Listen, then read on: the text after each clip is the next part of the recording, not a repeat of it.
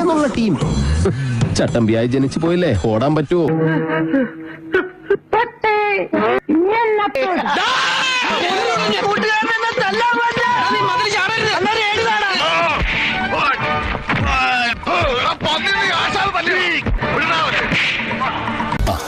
Cement കയ്യിലൊക്കെ തേച്ചേക്കാം.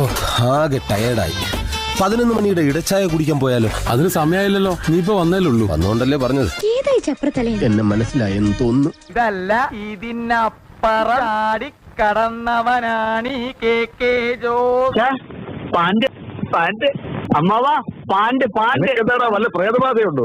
ഓരോരോ ലീലാവിലാസങ്ങള്. മോഹം ഉണ്ടെങ്കിലേ അവനവന് ചേരുന്ന ഒന്ന് തയ്പ്പിക്കുക, അല്ലാതെ പാകമാവാത്തത് വലിച്ചു കയറ്റുകയല്ല. പഠിച്ചോരെ, ഉറങ്ങിയ സ്വർഗത്തില് ഉണർന്നത് നരകത്തിലോ? വല്ലാത്തൊരു യോഗം തന്നെ. എവിടെയാണ് സ്ഥലം?